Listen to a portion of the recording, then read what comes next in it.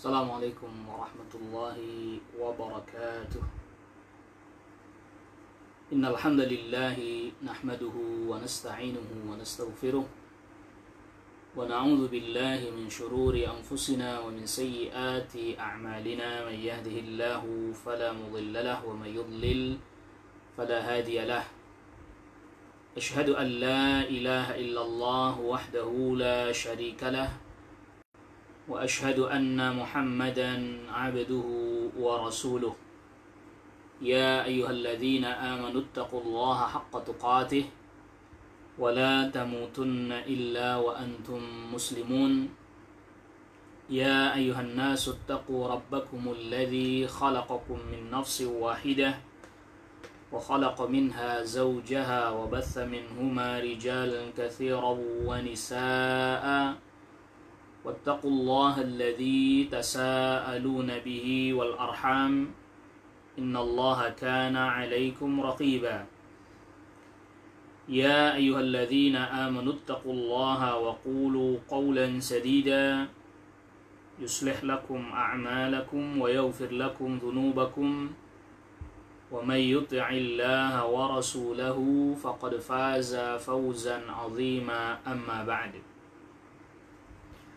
فإن أصدق الحديث كتاب الله وخير الهدي هدي محمد صلى الله عليه وسلم وشر الأمور محدثاتها وكل محدثة بدعة وكل بدعة ضلالة وكل ضلالة في النار. Ikhwatal Islam, a'azzakumullah. Pada kesempatan di pagi hari ini kita memuji Allah Jalla fi'ulah.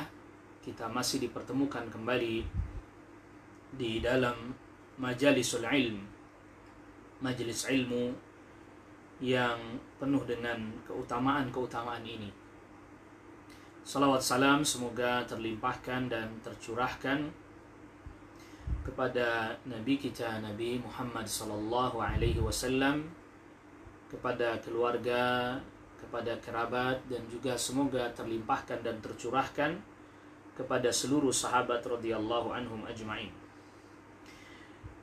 Ma'asyara al-ikhwah a'azzakumullah, pada pertemuan kita di kesempatan pagi hari ini kita melanjutkan qiraah kita pada kitab Syarah Fadl Islam. Dan di kesempatan pagi hari ini kita melanjutkan pembahasan yaitu terkait dengan Al-Hanifiyatus Samhah. Berkata Al-Syeikh Al-Muallif Sahibul Matni rahimahullahu ta'ala, wa fihi, dan di dalam Sahih Al-Bukhari, ta'liqan, secara muallaq. Nanti akan dijelaskan oleh Syekh Shalih Fauzan apa yang dimaksud dengan ta'liqan atau secara muallaq. Anin nabiyyi, dari Nabi sallallahu alaihi wasallam, annahu qal, bahwa sesungguhnya Nabi sallallahu alaihi wasallam bersabda, ahabbud dini ilallahi al-hanifiyatus samhatu. Agama yang paling dicintai oleh Allah Subhanahu wa ta'ala adalah Al-Hanifiyatus Samhah. Agama yang hanif, yang jauh dari kesyirikan, jauh dari berbagai macam keburukan. As-Samhatu, yang penuh dengan kemudahan. Berkata Al-Syekh Al-Syarih hafizahullahu ta'ala, qawluhu, perkataan al-musannif sahibul matan, wa fihi ay fi sahihil Bukhari, dan di dalam Sahih Bukhari, ta'liqan, secara muallaq. Al-muallaqu, berkata al-syekh al-syarih hafizahullahu ta'ala, al-muallaq, yang dimaksud dengan hadis muallaq, huwallazi yadhkuruhu al-Bukhari biduni sanadin, yaitu hadis yang disebutkan oleh Al-Imam Al-Bukhari dengan tanpa dibawakan sanadnya. Wa huwa ala qismaini, dan hadis muallaq ini yang disebutkan dalam Sahih Bukhari ini ada dua bagian. Yang pertama adalah muallaqun majzumun bihi. Muallaq yang diungkapkan dengan jazm. Ya, seperti menggunakan redaksi qala, rawa, ini namanya sighatul jazmi. Ay ala sabilil jazmi, dengan cara jazm, yaitu menggunakan redaksi qala, rawa, tidak menggunakan tamrid, sighat tamrid. Kalau sighat tamrid itu yang menggunakan mabni majhul seperti ruwiya atau kemudian qila. Nah, di sini yang kata Syekh, wa mu'allaqun ghairu majzumin bihi, dan hadis mu'allaq yang tidak menggunakan metode jazm atau diucapkan tidak menggunakan sighatul jazm tapi menggunakan sighat at-tamrid seperti ruwiya, qila. Wa qad hasara al-imam, dan al-imam Ibn Hajar, wa qad hasara al-imam Ibn Hajar rahimahullah, dan al-imam Ibn Hajar rahimahullah telah membatasi al-mu'allaqat. Artinya menyebutkan secara terbatas hadis-hadis yang mu'allaq allati fil Bukhari, yang ada di dalam Sahih Bukhari. Lalu kemudian wa dzakara asanidaha, lalu kemudian al-Imam al-Hafidz Ibn Hajar menjelaskan sanad-sanadnya. Jadi yang di dalam Sahih Bukhari mu'allaq tidak menyebutkan sanad, lalu kemudian disebutkan sanadnya di dalam kitabnya beliau secara menyendiri, fi kitabin, di dalam satu kitab, sammahu, yang diberi nama Taghliqat Ta'liq. Ya, Taghliqat Ta'liq. Ay dzakara al-asanid, Al-Hafidz Ibn Hajar menyebutkan sanad-sanad allati 'allaqaha al-Bukhari wa lam yadhkurha, yang disebutkan oleh Imam Bukhari tanpa sanad secara mu'allaq di dalam sahihnya, dan tidak disebutkan sanadnya oleh Al-Hafidz Ibn Hajar, disebutkan sanadnya di dalam kitabnya Taghliqut Ta'liq. Anin Nabi, dari Nabi sallallahu alaihi wasallam, annahu qala, bahwa Nabi sallallahu alaihi wasallam bersabda. Ini di sini kata Syekh Shalih Fauzan, hadza min at-ta'liqil majzumi bihi. Ini termasuk hadis yang muallaq tapi menggunakan redaksi jazm. Qala, annahu qala, bahwa Nabi sallallahu alaihi wasallam bersabda. Ya, Nabi bersabda, ahabbud dini al-hanifiyatus samhatu. Agama yang paling dicintai oleh Allah Subhanahu wa taala adalah al-hanifiyatus samhatu. Agama yang hanif, lagi mudah. Ya, al-hanifiyatus samhatu. Apa yang dimaksud dengan al-hanifiyah? Al-hanifiyah yaitu adalah, yakni kata Asy-Syaikh hafizahullah, millata Ibrahim, yaitu millahnya Ibrahim alaihissalam. Was-samhatu, yang dimaksud dengan samhah, yakni maknanya adalah as-sahlah, yang mudah.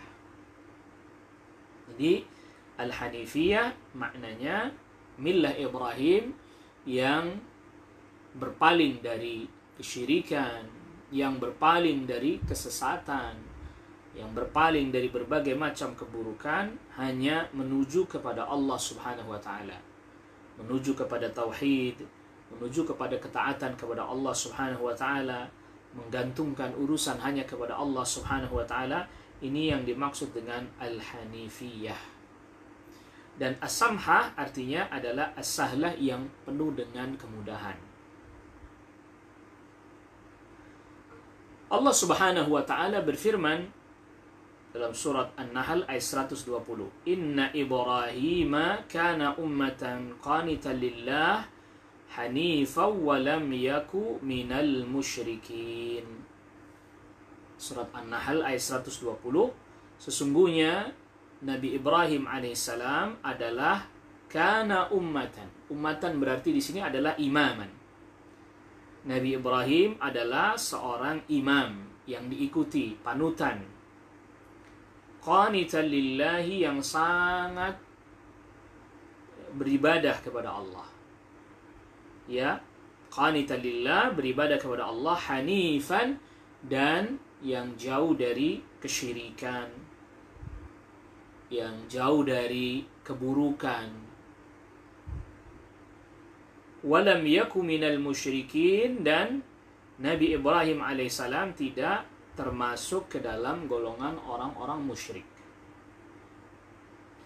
Ya, ayat ini di surat An-Nahl ayat 120 ini, Allah Subhanahu wa taala memuji Nabi Ibrahim alaihissalam dengan beberapa sifat. Yang pertama, sifat yang pertama, Allah puji Nabi Ibrahim dengan sebutan kana ummatan. Nabi Ibrahim alaihissalam adalah panutan. Ummah yang dimaksud sini adalah panutannya. Yang kedua adalah qanitan lillah, sangat beribadah kepada Allah. Orang yang sangat tunduk beribadah kepada Allah Subhanahu wa taala. Yang ketiga, hanif. Nabi Ibrahim adalah orang yang hanif. Itu tadi yang menghindar dari keburukan, kesyirikan, ya, menuju kepada tauhid, menuju kepada Allah Subhanahu wa taala. Dan yang keempat, di dalam ayat ini Allah Subhanahu wa taala memuji Nabi Ibrahim alaihissalam dengan pujian walam yaku minal musyrikin, dan Nabi Ibrahim alaihissalam tidaklah termasuk orang-orang yang berbuat kesyirikan. Nabi Ibrahim alaihissalam tidak berbuat kesyirikan dan tidak masuk ke dalam golongan orang-orang yang berbuat kesyirikan, tidak sedikit pun. Nah, di sini Allah Subhanahu wa taala menyebutkan salah satu pujian kepada Nabi Ibrahim alaihissalam adalah hanifa. Maka kesyirikan, nah ini bukan hanif. Tauhid itulah hanif. Lalu kemudian selanjutnya Asy-Syaikh hafizahullah taala menyebutkan firman Allah Subhanahu wa taala yang ada di surat An-Nahl ayat ke-123. Tsumma auhayna ilaika, kemudian kami wahyukan kepadamu, yaitu kepada Nabi sallallahu alaihi wasallam, anittabi' millata Ibrahim hanifa. Allah wahyukan kepada Nabi sallallahu alaihi wasallam, ikutilah millahnya Ibrahim yang hanif. Ini surat An-Nahl ayat ke-123. Allah Subhanahu wa taala juga berfirman, "Wa man ahsanu dinan mimman aslama wajhahu." Dan tidak ada yang paling baik agamanya dari orang yang dia menyerahkan dirinya, dia berserah diri kepada Allah, artinya dia serahkan wajahnya, artinya dia berserah diri kepada Allah Subhanahu wa taala. Mimman aslama wajhahu lillahi, kepada Allah, dia serahkan dirinya, dia pasrahkan dirinya kepada Allah Subhanahu wa taala. Wa huwa muhsinun, dan dia berbuat kebaikan. Wattaba'a, dan dia mengikuti millata Ibrahim hanifa, mengikuti millahnya Ibrahim alaihissalam hanifa, yang hanif. Ini surat An-Nisa ayat 125. Fal hanif, apa yang dimaksud dengan hanif? Fal hanifu, maknanya hanif adalah wal muqbilu 'ala Allah. Dia adalah orang yang menghadap kepada Allah dengan seluruh yang ada pada dirinya. Ya batinnya, ya hatinya, ya badannya, ya tubuhnya, semuanya dihadapkan kepada Allah Subhanahu wa taala. Al-mu'ridu amma siwahu, yang berpaling dari selain Allah Subhanahu wa taala. Ini makna hanif yang dijelaskan oleh Asy-Syaikh Shalih Fauzan hafizahullah taala di dalam syarah risalah ini. Al-muqbilu 'ala Allah, itu orang yang menghadapkan dirinya kepada Allah. al-mu'ridu amma siwahu, yang berpaling dari selain Allah subhanahu wa ta'ala. Ya artinya dia tidak berbuat kesyirikan, tentunya tidak. Yang nggak mau berbuat kesyirikan karena dia berpaling dari selain Allah. Dia hadapkan seluruh ibadahnya hanya kepada Allah subhanahu wa ta'ala. Fa Ibrahim alaihi salam, maka Nabi Ibrahim alaihi salam kana muqbilan ala Allah. Ibrahim alaihi salam adalah orang yang menghadapkan dirinya kepada Allah, beribadah hanya kepada Allah, bertauhid hanya kepada Allah, mu'ridan amma siwahu, berpaling dari selain Allah, minal khalqi, dari makhluk. Wal hanifiyatu, dan hanifiyah adalah millatu Ibrahim alaihissalam. Dia adalah millahnya Nabi Ibrahim alaihissalam. Wahia, dan dia juga adalah millatu Muhammadin sallallahu alaihi wasallam. Dia juga adalah millahnya Nabi Muhammad sallallahu alaihi wasallam. Dan tadi kita sudah bacakan juga firman Allah Subhanahu wa taala yang memerintahkan kepada Nabi sallallahu alaihi wasallam agar mengikuti millah Ibrahim alaihi salam yang hanif. Anittabi' millata Ibrahim hanifa. Ikutilah millahnya Ibrahim yang hanif, yang menghadapkan dirinya dengan seluruh apa yang ada pada dirinya hanya kepada Allah, dan berpaling dari selain Allah subhanahu wa ta'ala, berpaling dari kesyirikan, berpaling dari kekufuran dan seterusnya, kesesatan. Dia menuju kepada tauhid, menuju kepada ketaatan. Dan inilah yang dimakna atau ini maksud atau definisi atau pengertian dari hanifiyah. Nah, maka oleh karena itu Nabi Ibrahim alaihissalam, dia beribadah hanya kepada Allah, bertauhid hanya kepada Allah, tunduk hanya kepada Allah subhanahu wa ta'ala. Dan ini juga adalah millahnya Nabi Muhammad sallallahu alaihi wasallam, di mana Nabi Muhammad sallallahu alaihi wasallam diperintahkan oleh Allah subhanahu wa ta'ala agar mengikuti millahnya Ibrahim. Jadi Nabi Ibrahim alaihissalam bukan Yahudi. Nabi Ibrahim alaihissalam bukan Nasrani seperti anggapan atau tuduhan sebagian orang. Ya, tapi Nabi Ibrahim alaihissalam adalah Hanif, yang bertauhid kepada Allah subhanahu wa ta'ala, Muslim. Maka oleh karena itu, ini berkata Syekh hafizahullah ta'ala, ma kana Ibrahimu Yahudiyya wala Nasraniyya. Ibrahim alaihissalam bukanlah Yahudi, bukan pula Nasrani. Walakin kana hanifa, tetapi Nabi Ibrahim adalah hanif, yang menghadapkan dirinya kepada Allah, muslima, yang berserah diri hanya kepada Allah, wa ma kana minal musyrikin, dan bukan termasuk orang-orang yang menyekutukan Allah. Surat Ali Imran ayat ke-67. Orang Yahudi mengklaim bahwa agamanya Ibrahim Yahudi. Orang Nasara juga mengklaim bahwa agamanya Ibrahim adalah Nasrani. Maka ayat ini diturunkan menjelaskan bahwa Ibrahim alaihissalam bukan Yahudi, Ibrahim alaihissalam bukan Nasrani, tapi Hanif, Muslim. Yang ini sekaligus menunjukkan bahwa agamanya para nabi dan para rasul adalah agama Islam. Maka berkata Syekh hafizahullah ta'ala, al-Yahudu, orang Yahudi, idda'au, mereka mengklaim, anna Ibrahim, bahwa sesungguhnya Nabi Ibrahim alaihissalam Yahudiyun, adalah Yahudi. Ma'a anna Taurata ma unzilat illa min ba'dihi, padahal kitab Taurat tidaklah diturunkan melain setelah Nabi Ibrahim alaihissalam. Jadi bagaimana Nabi Ibrahim disebut Yahudi, sedangkan kitab Tauratnya saja baru diturunkan setelah Nabi Ibrahim, jauh setelah Nabi Ibrahim alaihissalam. Faqad unzilat, maka At-Taurat ini diturunkan ala Musa alaihissalam, kepada Nabi Musa alaihissalam.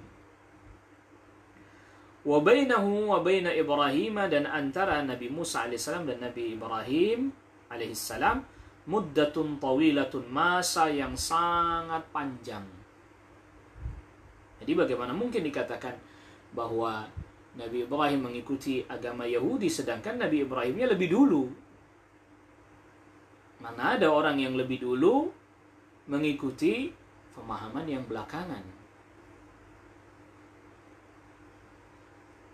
atau mengikuti agama yang datang belakangan. Wa kadzalika an-nasara, demikian juga orang-orang Nasara. Qalu, mereka berkata, inna Ibrahim kana nasraniya. Sesungguhnya Nabi Ibrahim adalah Nasrani, kata orang Nasara. Wa ma ja'atil yahudiyyatu wan nasraniyatu illa min ba'dihi.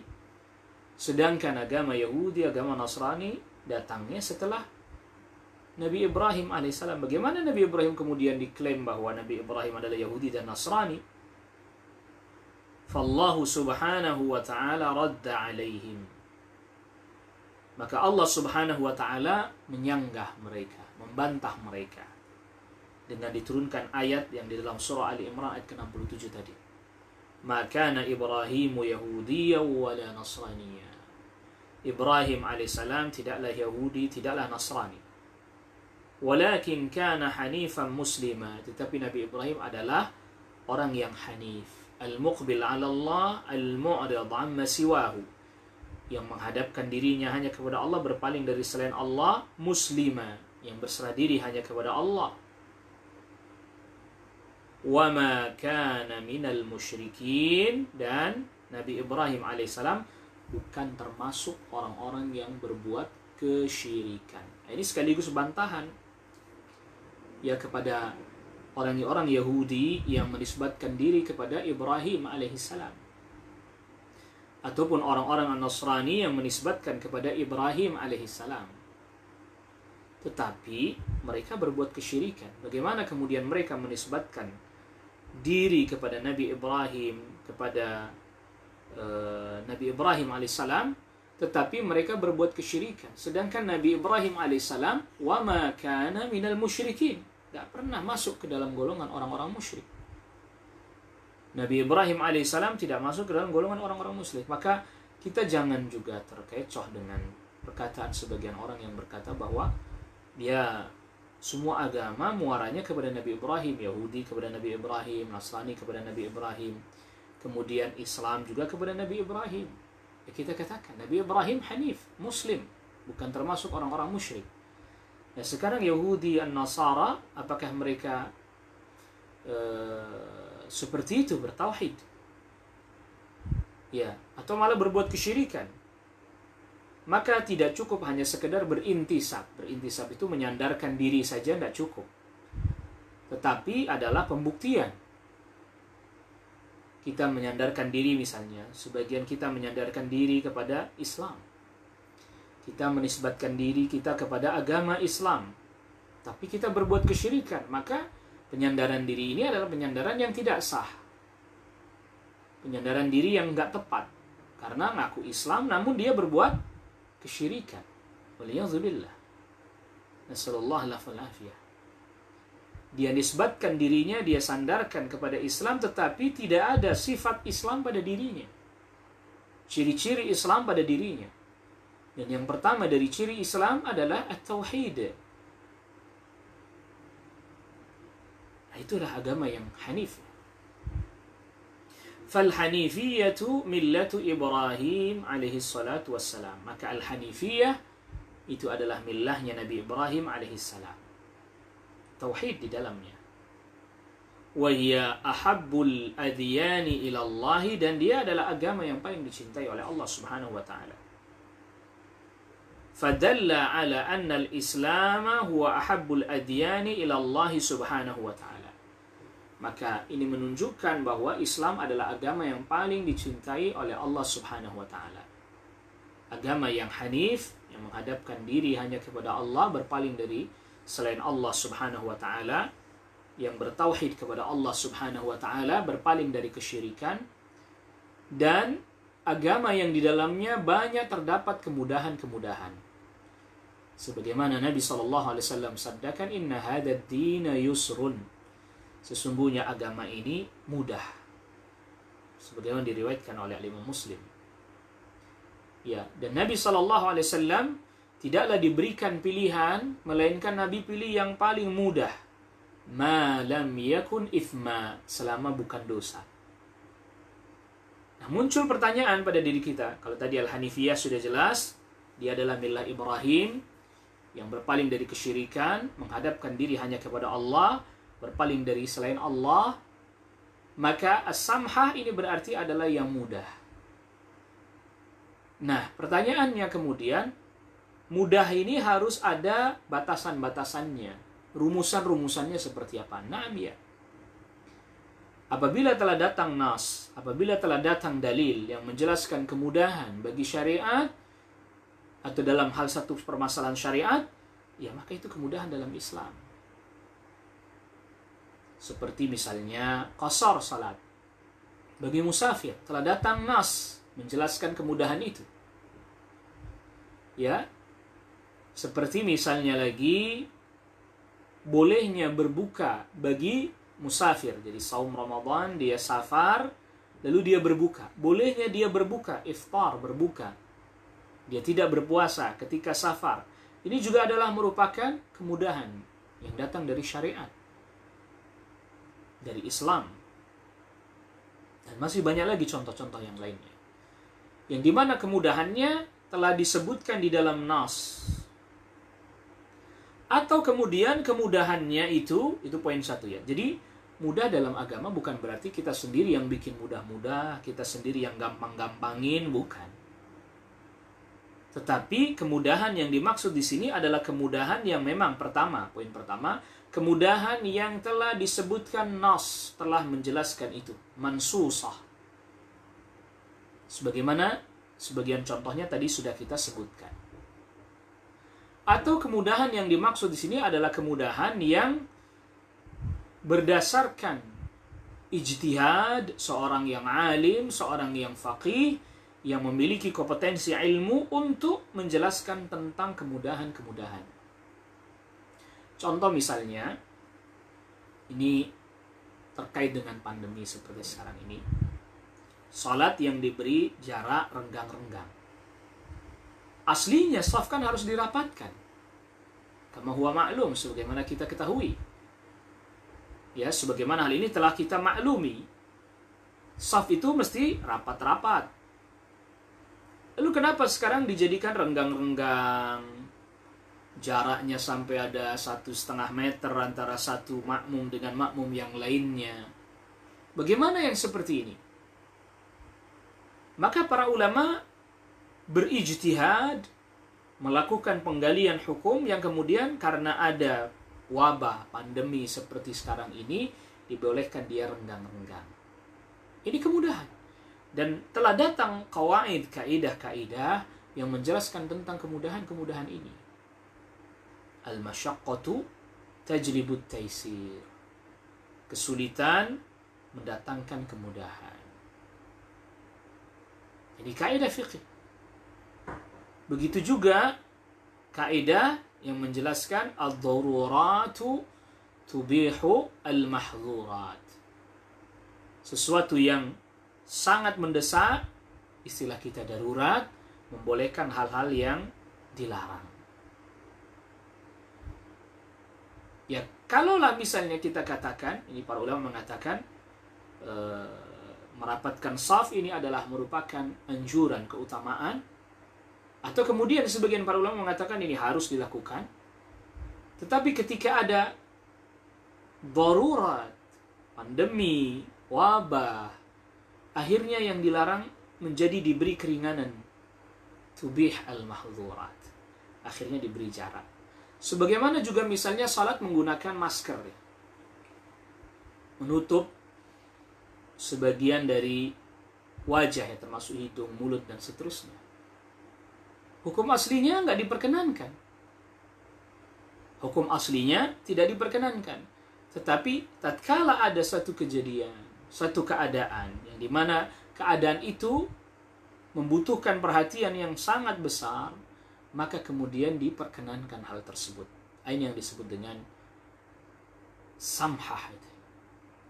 Maka perlu kita catat betul bahwa yang Definisi pertama tentang Hanifiyah, yang berpaling dari kesyirikan menuju tauhid, berpaling dari kesesatan menuju petunjuk, yang berpaling dari keburukan menuju kepada kebaikan. Itu Al-Hanifiyah. Sedangkan As-Samhah yang mudah, agama yang mudah ini, kemudahan itu 2 poin penting yang harus kita ingat dan kita fahami.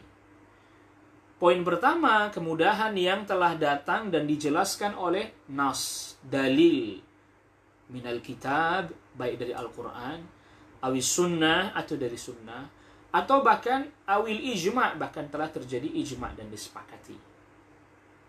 Misalnya seperti kemudahan bolehnya mengusap khuf, ya, sepatu. Bagi yang safar 3 hari, bagi yang tidak safar 1 hari. Al-Imam Nawawi rahimahullahu ta'ala mengatakan telah terjadi ijma'. Hal ini diperkenankan, diperbolehkan. Diberi keringanan, diberi kemudahan. Samhah. Karena telah datang nas juga dalam hadis Nabi sallallahu alaihi wasallam. Maka ini poin pertama, kemudahan itu adalah kemudahan yang berdasarkan nas yang datang dari Al-Qur'an dan As-Sunnah. Dan yang kedua adalah kemudahan berdasarkan ijtihad. Ya, ijtihadnya para ulama yang mereka mengistimbat hukum syariat. Seperti yang tadi kita sebutkan, sebagian contohnya, seperti tatkala dalam keadaan pandemi, seperti sekarang ini, ya, para ulama telah berijtihad, sehingga kemudian tadi, dikeluarkanlah fatwa, kemudahan bolehnya salat dengan saf renggang-renggang, bolehnya salat dengan keadaan pakai masker, dan seterusnya. Kemudahan itu bukan kemudahan yang kita buat-buat mudah sendiri, tapi memang kemudahan yang telah datang dalam nas, atau kemudahan itu dijelaskan oleh orang yang memang berilmu, kompeten dalam hal masalah syariat. Jadi kemudahan yang dimaksud di sini bukanlah kemudahan yang sekehendak diri kita sendiri. Itu perlu kita catat. Nah, kemudahan di dalam syariat ini akan menjadi pudar, akan menjadi hilang tatkala seseorang lebih berpegang kepada kebiasaan kaum misalnya. Lebih berpegang kepada tata aturan yang dia yakini dari kabilahnya kah, dari sukunya kah, dari pokoknya yang menjadi latar belakang yang lain. Contoh misalnya, ya, sebagian orang yataharraj, merasa nggak nyaman ketika di perjalanan dia salatnya qashar. Misalnya zuhur yang mestinya 4 rakaat kan boleh dikosor jadi 2 rakaat. Dia ngerasa nggak nyaman.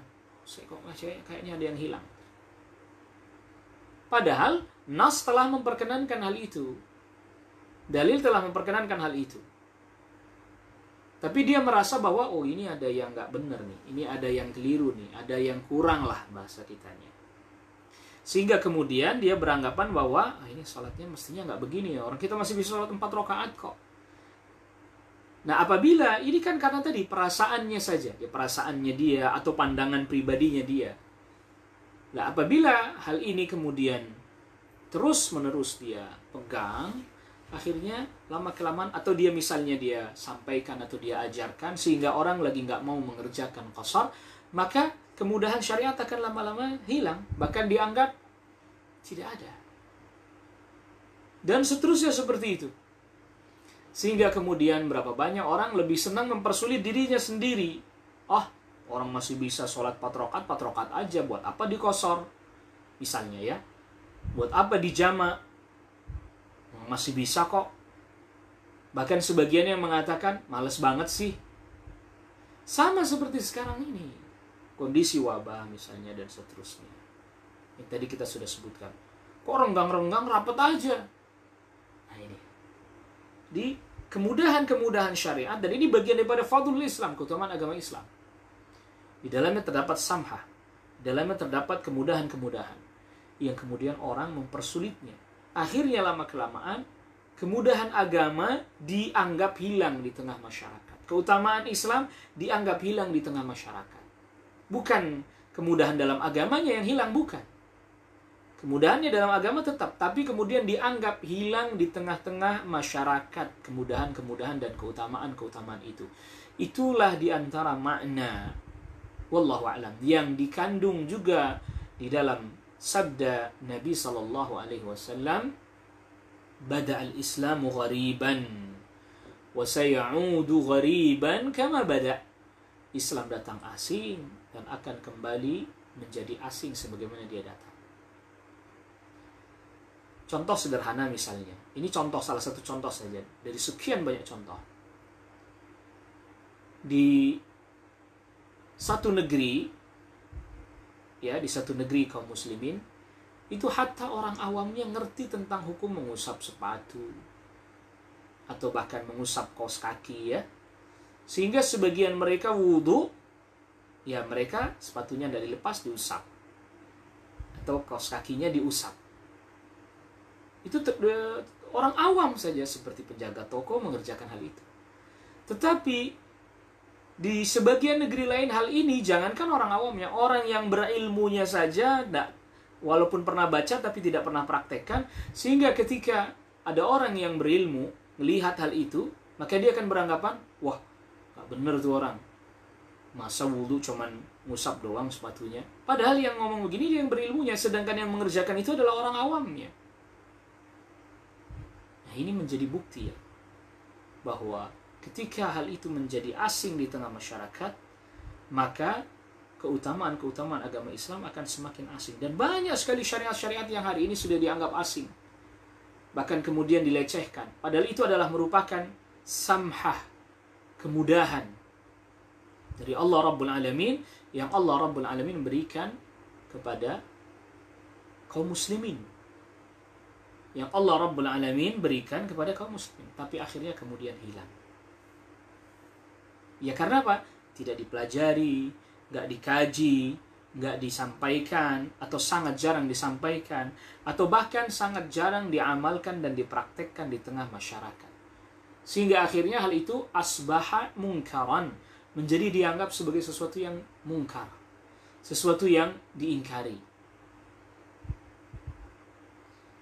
Nah, lalu kemudian selanjutnya Asy-Syaikh Al-Muallif rahimahullahu ta'ala mendatangkan athar.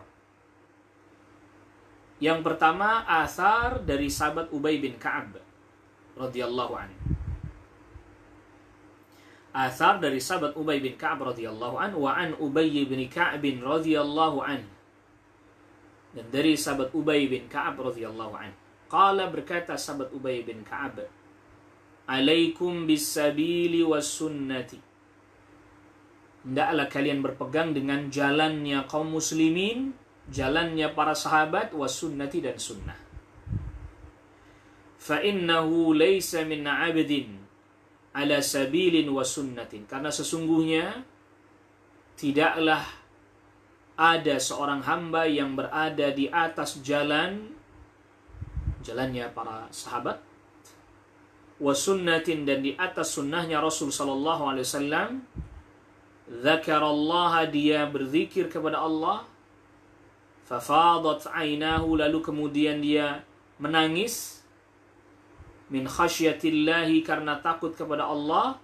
Fatamassahun nar, lantas dia disentuh api neraka. Artinya tidaklah hamba yang dia berada di atas jalan yang ditempuh oleh Rasul, para sahabat, dan sunnahnya Rasul sallallahu alaihi wasallam, lalu dia berzikir, menangis karena takut kepada Allah, dia tidak akan disentuh api neraka.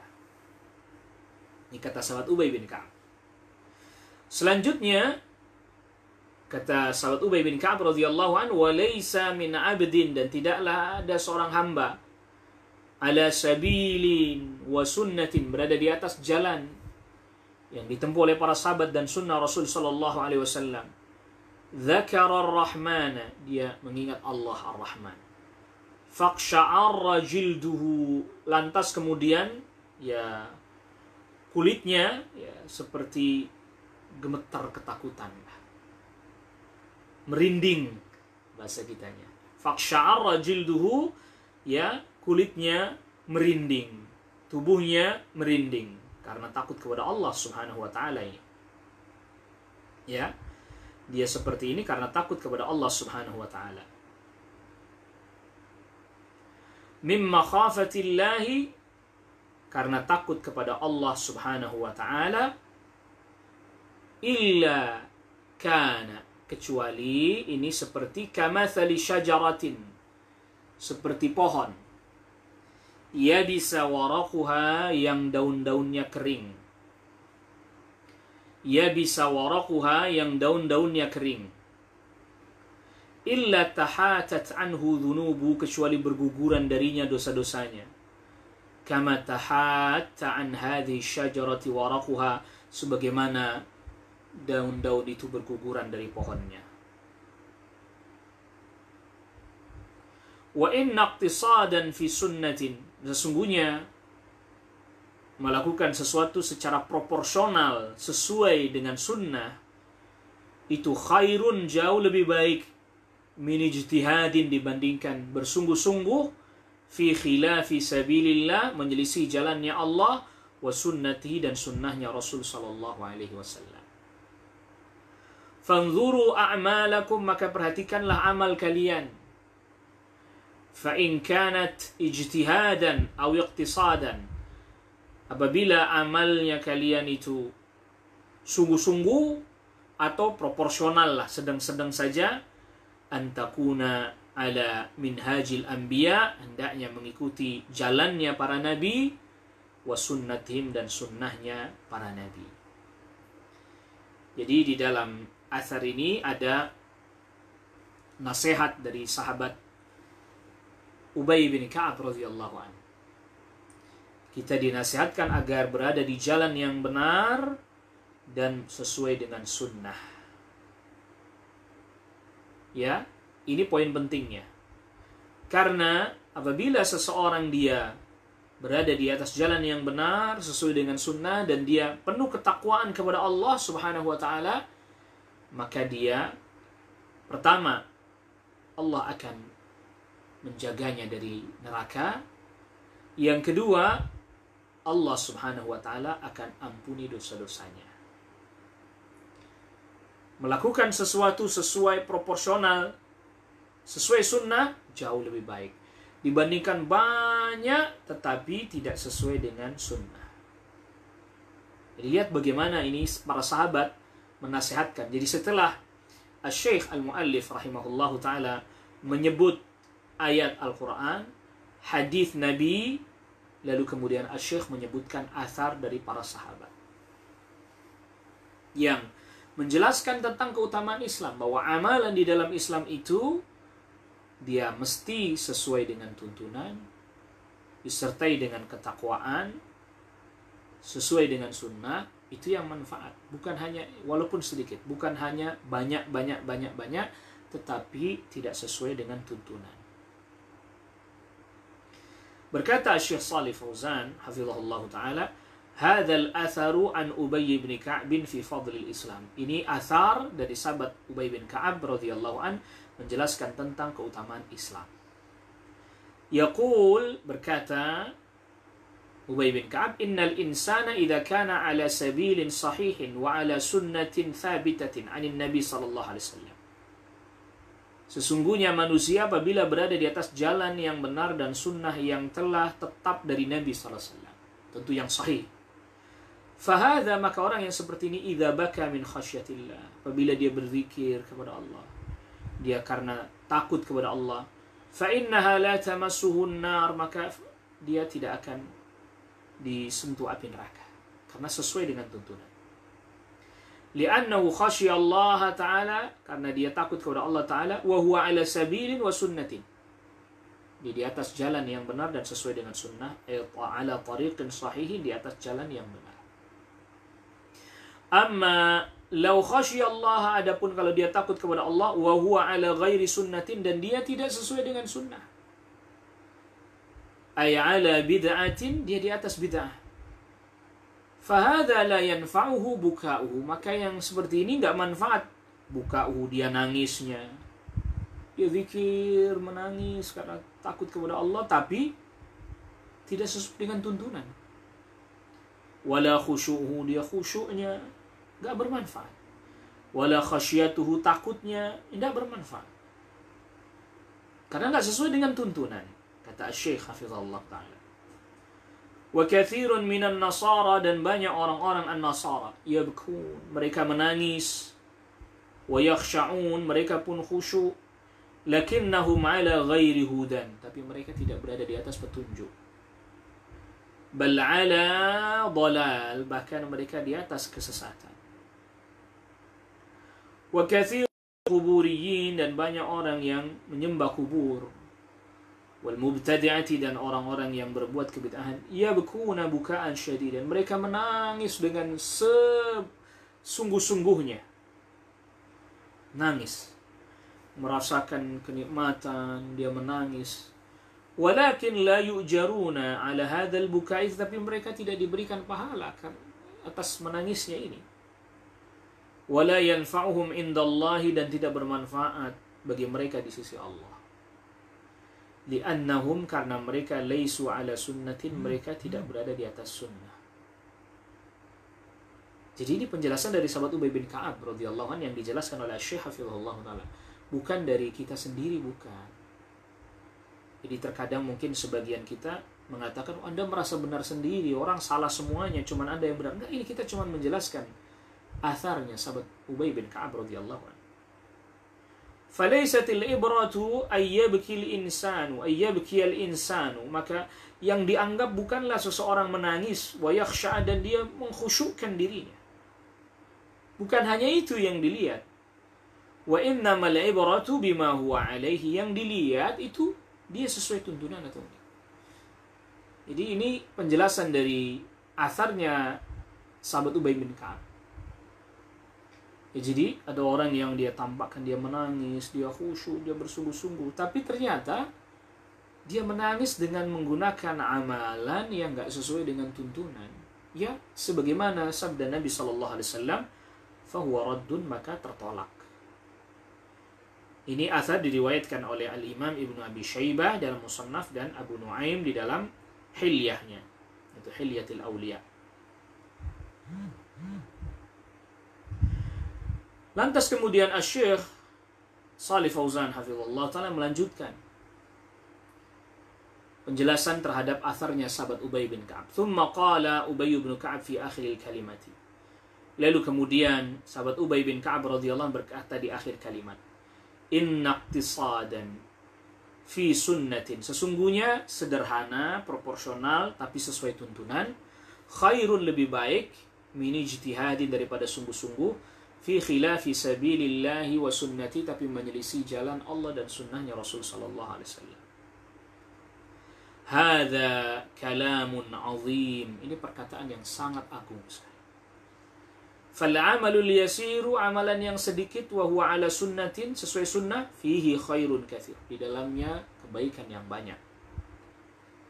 Ammal ijtihadul kathiru, adapun kesungguh-sungguhan dengan amalan yang banyak, wa huwa ala bid'ah, tapi berada di atas kebid'ahan, fahadha la yanfa'u sahibahu, maka ini tidak bermanfaat bagi pelakunya.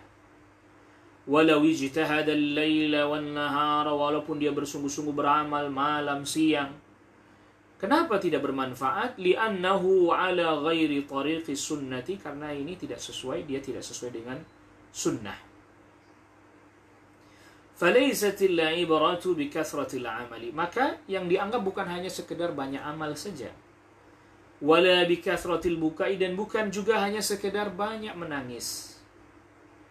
Wa innamal ibratu fit tariqil ladzi alaihi al-insan, tetapi yang juga perlu diperhatikan adalah jalan yang dia tempuh. Benar atau tidak?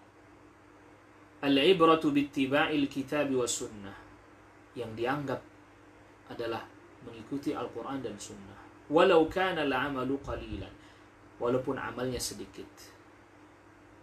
Fahadha yakunu ala khairin kathirin wa ala sabili najati.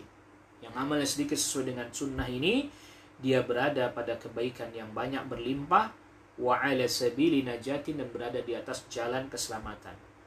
Wa bukauhu, nangisnya dia, wa khusyu'uhu, khusyuknya dia, wa khasyatuhu, dan rasa takutnya kepada Allah takunu najatan lahu minan nar, menjadi keselamatan baginya dari neraka. Ya, jadi bukan hanya sekedar seseorang dia menampakkan diri menangis, bersedih, tapi nggak sesuai tuntunan. Tapi kalau dia khusyuk, dia menangis, dia takut kepada Allah sesuai dengan sunnah, itu yang diharapkan. Ya, di sini ada 2 poin penting yang perlu kita pahami. Yang pertama, batinnya dia tunduk, dia takut. Zahirnya dia sesuai dengan sunnah. Jadi dua-duanya ya, jadi jangan salah paham. Ada sebagian orang, oh iya berarti Anda hanya mementingkan zahir saja, sedangkan hati khusyuk, takut kepada Allah nggak dipentingkan. Enggak, itu juga iya. Jadi kedua-duanya sekaligus. Amalan hatinya, ya juga amalan zahirnya sesuai dengan sunnah. Begitu juga tadi, amal yang sedikit sesuai sunnah lebih baik daripada amalan banyak yang tidak sesuai dengan sunnah atau dia menyelisih sunnah. Kalau begitu ya beramal sedikit saja, ya enggak. Kalau sesuai sunnah amalan banyak tentu jauh lebih baik lagi. Ya jangan kemudian disalah fahami. Lalu kemudian selanjutnya, Asy-Syaikh mendatangkan athar juga al-muallif rahimahullah sahibul matan dari sahabat Abu Darda. Wa an Abi Darda'i, berkata Asy-Syaikh sahibul matan rahimahullahu taala. Wa an Abi Darda'i, dan dari sahabat Abu Darda radhiyallahu anhu qala, berkata sahabat Abu Darda, ya habadha naumul akyasi wa iftaruhum.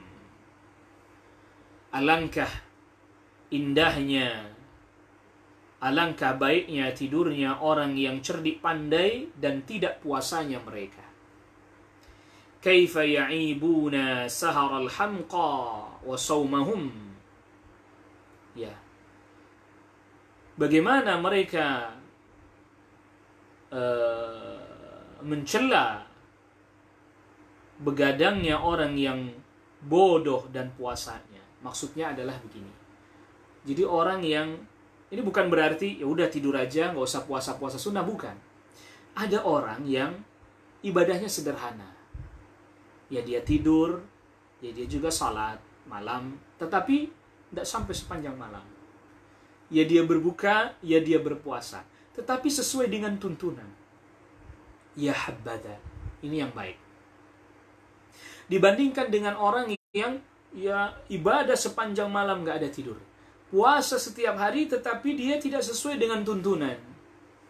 Itu maksudnya ya. Jadi bukan berarti ya udah tidur aja terus, nggak usah salat malam, ya udah nggak puasa aja terus. Enggak, bukan itu maksudnya.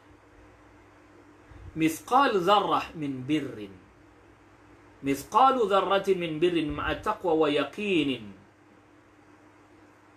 Seberat semut yang paling kecil dari kebaikan disertai dengan ketakwaan, keyakinan, dan juga tentu sesuai dengan tuntunan, a'zamu, lebih agung, wa afdalu, dan lebih utama, wa arjahu, dan lebih unggul, min ibadatil mughtarrina, dibandingkan ibadahnya orang-orang yang dalam keadaan tertipu. Maka Islam agama amal, tetapi juga harus didasari atas dasar ilmu. Bukan hanya beramal, tapi tidak didasari atas dasar ilmu. Berkata Asy-Syaikh Asy-Syarih hafizahullah ta'ala, atharu Abi Darda, atharnya sahabat Abu Darda, yushbihu, mirip, menyerupai athara Ubay bin Ka'bin, menyerupai asarnya sahabat Ubay bin Ka'ab, fi ma'nahu, di dalam maknanya, tamaman, persis. Anna sahibal aqidati sahihati, bahwa orang yang memiliki akidah yang benar dan sesuai dengan tuntunan amalnya, wa in kana naiman, walaupun dia tidur, fahuwa khairun, maka itu lebih baik, min sahibil aqidatil fasidati, daripada orang yang memiliki akidah yang rusak. Wa in kana qa'iman yusallin nafilah, walaupun dia sepanjang malam salat sunnah. Ingat, bukan berarti ini maknanya orang yang punya akidah yang benar ya udah tidur aja, enggak salat malam. Enggak itu maksudnya. Jadi ini membandingkan antara orang yang amalnya sedikit, ya dia tidur, ya dia salat, dengan ini yang sepanjang malam salat. Yang satu yang amalannya sedikit, sederhana, tapi berada di atas akidah yang benar. yang ini berada di atas akidah yang keliru, yang salah, maka ini yang sia-sia. Sebagaimana itu juga diisyaratkan atau dijelaskan oleh sahabat Abdullah bin Umar ketika ditanya oleh seorang tabi'in Yahya bin Amr dari Basrah, ya. Di negeri kami ada orang yang sholat, ibadah, dan seterusnya, tapi dia memiliki akidah yang keliru, menyimpang. Kata mereka, takdir itu nggak ada.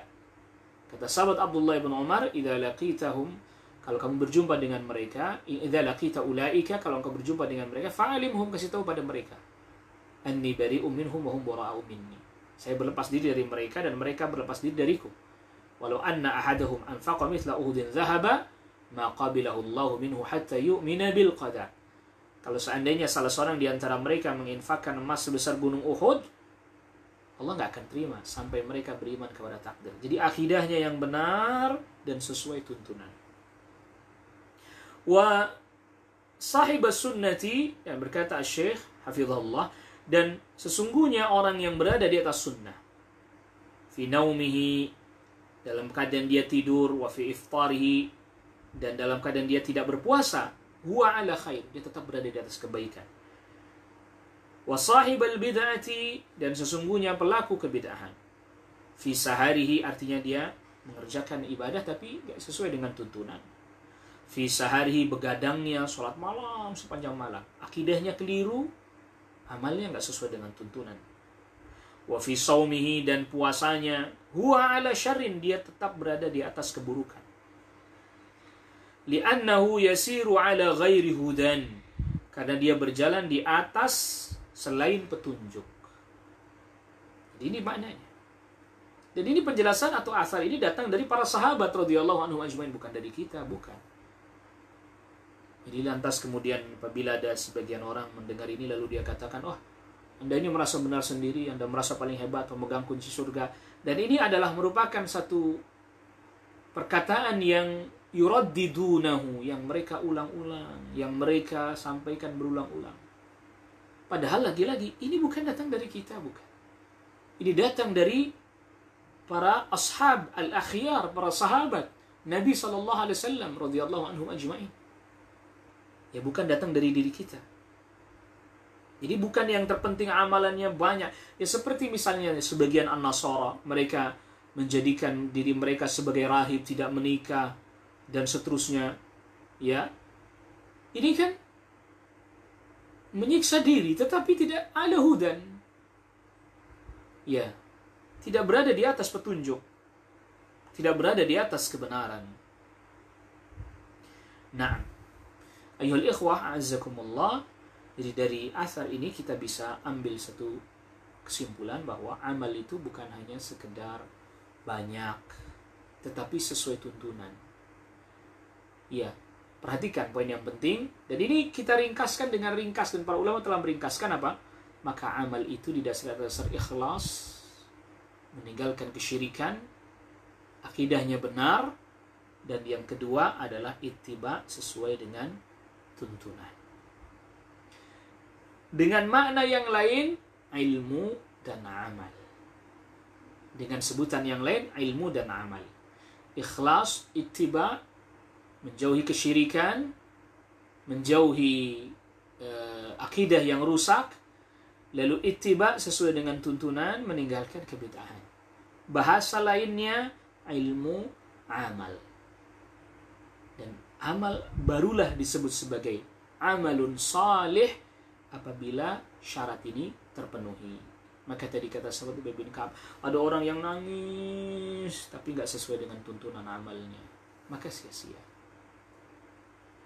Ya, ada orang yang tadi sholat sepanjang malam, kata sahabat tadi disebutkan, dia sholat sepanjang malam, oleh sahabat Abu Darda, tapi akidahnya rusak, tapi amalan-amalannya tidak sesuai dengan tuntunan, maka itu sia-sia.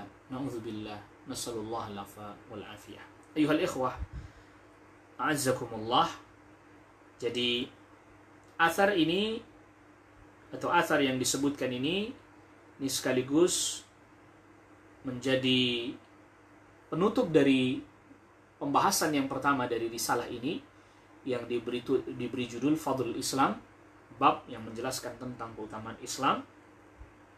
Maka selanjutnya insya Allah nanti kita masuk kepada bab ad-dukhuli fil Islam, bab yang menjelaskan masuk ke dalam agama Islam. Artinya bab ini adalah bab yang menjelaskan agar supaya orang termotivasi untuk masuk ke dalam agama Islam yang penuh dengan kebaikan-kebaikan ini. Jadi Islam bukan hanya sekedar kita punya niatan baik saja, tidak, tapi harus ikhlas, niatnya benar, dan juga sesuai dengan tuntunan. Kita cukupkan dulu kajian kita di kesempatan pagi hari ini. Jazakumullah khaira atas perhatiannya, dan mohon maaf atas segala kekhilafan, dan semoga Allah memberikan kepada kita ilmu yang bermanfaat, rizki yang penuh dengan kebaikan dan keberkahan yang thayyib, dan juga amal yang salih yang diterima oleh Allah Subhanahu wa taala. Subhanakallah bihamdik, asyhadu an la ilaha illa anta astaghfiruka wa atubu ilaik. Wa sallallahu ala nabiyyina Muhammadin wa alihi wasallam tasliman katsira. Wassalamu alaikum warahmatullahi wabarakatuh.